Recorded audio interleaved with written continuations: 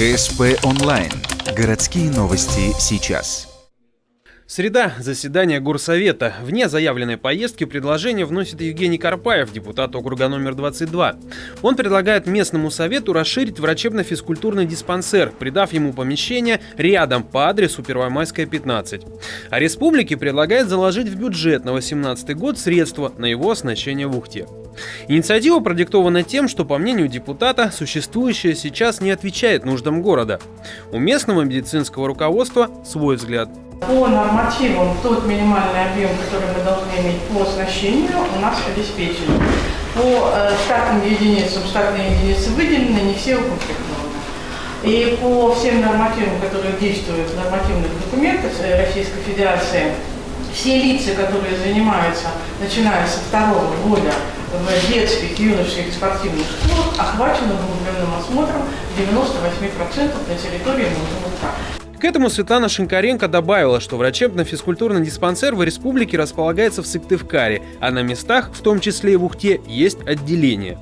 Дескать, ситуация в нашем городе под контролем, в порядке. Однако депутата такой ответ не убедил. Право наше слышать, что у нас всегда все хорошо. Я специалист в области физкультуры и спорта, немножко в любой стезе, да, я скажу, что нет охвата у нас необходимых наших детей в нашем физкультурном диспансере. Сидит одна бабушка, которая осматривает 10 тысяч человек, она не найдет никаких проблем. Мы хотим дождаться, чтобы у нас кто-то на ринге опять умер, или на хоккейном корте, или что-то. То есть это серьезный вопрос на самом деле. И то, что у нас сейчас здесь происходит, это не диспансер.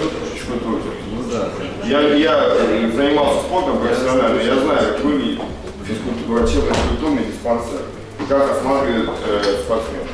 Выпад в сторону коллеги, конечно, тоже не остался без комментария. А о том сотруднике, о котором говорит депутат, врач действительно возрастная, но это врач высшей квалификационной категории, имеющий все документы, дипломы и сертификаты специалиста соответствующего. И у нас претензий к качеству работы к ней нет. Несколько депутатов, Сергей Крылов, округ номер 9, Марат Нуриев, округ номер 5, высказались в том ключе, что процедура обсуждения не соблюдена. Замечание, правда, получилось неоднозначным. Я считаю целесообразным вопрос вначале обсудить на социальной комиссии, затем уже выносить на стол представителей. Предлагаю не абсолютно поддерживаю. Я присутствовал на депутатских комиссиях, там было 11 человек, вас как специалистов там не было, поэтому мы можем обсудить это сейчас. Предложение по диспансеру и его возможному расширению далеко от финала. Случится ли это – вопрос. После внеплановой дискуссии депутаты перешли к повестке и рассмотрели 19 вопросов, в том числе, например, инициативу Аристарха Анисимова, округ номер 6, о том, чтобы Ухте можно было присуждать награду за заслуги перед городом посмертно. Сейчас у нас этого нет. Депутат считает, что это необходимо.